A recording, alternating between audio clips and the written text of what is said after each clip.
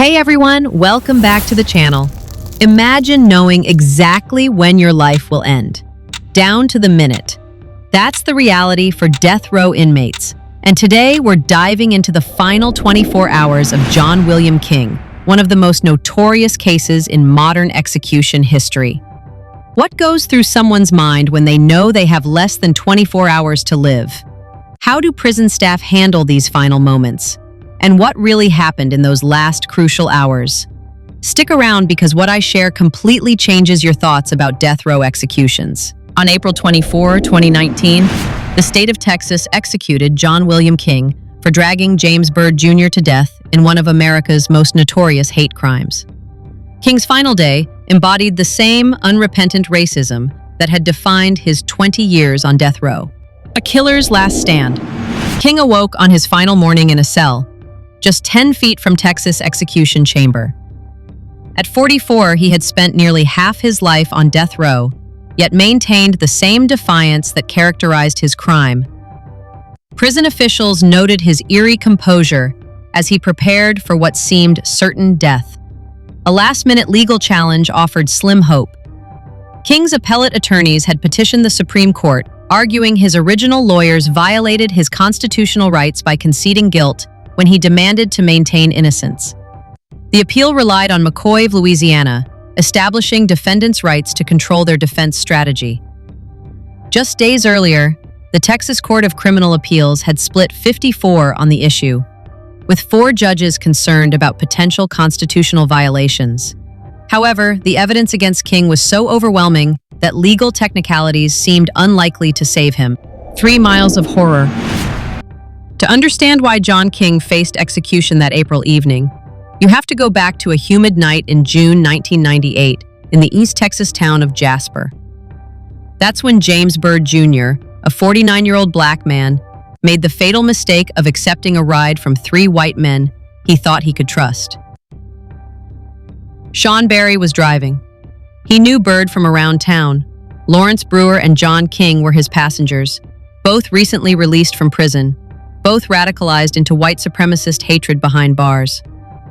What happened next would shock the nation and haunt a small town forever. Instead of taking Byrd home, the 3 men drove him to a remote logging road.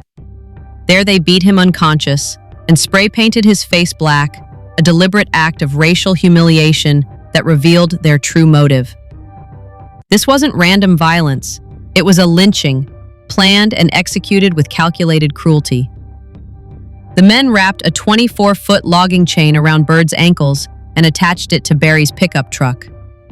Then they drove slowly at first, then faster, dragging James Byrd Jr. behind them for 3 miles down an asphalt road. The forensic evidence told a horrifying story. Byrd remained conscious for much of the ordeal, fighting desperately to lift his head off the pavement as the asphalt shredded his body. He died when his torso slammed into a concrete culvert, severing his head and right arm. But the killers didn't stop. They drove another 1.5 miles, then dumped what remained of James Byrd Jr. in front of a black cemetery. The next morning, a motorist found the remains. Police followed a 3-mile trail of blood and body parts, 81 separate pieces back to the killers. The evidence was overwhelming: a wrench with Berry's name, a cigarette lighter engraved Possum King's prison nickname. There was never any question why they did it. King and Brewer were walking billboards of white supremacist hatred, their bodies covered in racist tattoos, swastikas, KKK symbols, even a graphic image of a black man being lynched. But King's own words sealed his fate. In a jailhouse letter that police intercepted to Brewer, he wrote, "Regardless of this outcome, we have made history. Death before dishonor. Sieg Heil." It was a confession wrapped in Nazi ideology, and a window into a mind that felt no remorse, only pride.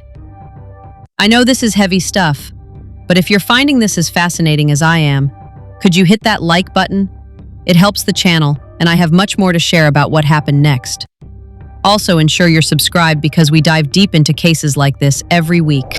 20 years of lies. The 2 decades between King's 1999 death sentence and his 2019 execution were defined by a bizarre contradiction. While his lawyers fought to save his life in court, King himself spent those years constructing an elaborate fiction of innocence that fooled no one but seemed to comfort him. How a racist is made. The transformation of John Bill King from small-town kid to murderous white supremacist haunted everyone who knew him. Before a black sheriff's deputy, James Carter remembered the boy who used to sleep over at his house and play with his children. "I treated him like my own," Carter said. King's own father was baffled. Ronald King told his priest that his son never had this kind of hate before going to prison for burglary. Something happened behind bars, possibly a sexual assault by a black inmate, according to one account, that twisted the young man into the exalted cyclops of a white supremacist prison gang. But trauma doesn't excuse what came next, and King himself seemed less interested in explanations than in rewriting history. The Big Lie. For 20 years on death row, King maintained an absurd fiction. He wasn't there when James Byrd Jr. was murdered. Sean Barry dropped him and Brewer off at home in his version, before driving away with Byrd alone. He told reporters he was an avowed racist, but not a hate-monger murderer. It was a lie contradicted by overwhelming evidence, including his bragging letter to Brewer about making history. But King stuck to it with the dedication of a true believer, even as it made his final legal appeal more complicated. The last legal battle. King's final hope rested on a 2018 Supreme Court case called McCoy v. Louisiana. The court had ruled that defendants have the constitutional right to control their defense strategy, specifically whether to maintain innocence or admit guilt and plead for mercy. King's appellate lawyers argued that his trial attorneys had violated this principle. Despite King's demands to claim innocence, they said his lawyers had effectively admitted his guilt by focusing on whether the crime deserved the death penalty rather than whether he did it. It was a long shot, but enough to split the Texas Court of Criminal Appeals. 54 judges worried about executing a man whose constitutional rights might have been violated.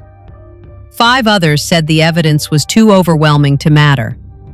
The case went to the Supreme Court with King's execution scheduled to proceed, a testament to how the legal system struggled with a man who insisted on lies even his own lawyers couldn't defend. The final reckoning. King's last day began with the Texas Board of Pardons and Paroles denying his clemency request. No surprise there. The board rarely shows mercy to cop killers or child murderers and never to unrepentant racists who drag people to death. As afternoon turned to evening, King sat in a holding cell 10 feet from the death chamber, waiting for word from Washington. The Supreme Court was deliberating. His lawyers were hoping. King himself seemed indifferent to the outcome. No last meal. There would be no customized final feast for John King. He ate whatever the regular inmates got that day. Beans and cornbread, perhaps, or meatloaf and mashed potatoes. The traditional last meal had been abolished 8 years earlier because of his crime partner Lawrence Brewer, who ordered an enormous final meal in 2011. Chicken fried steaks, bacon, cheeseburgers, pizza, ice cream fudge, and refused to eat a bite. The stunt outraged Texas lawmakers, who ended the 87-year tradition within hours. King paid a small price for his partner's final act of spite. 6:56 p.m., the death chamber. The final act began when the Supreme Court denied his appeal.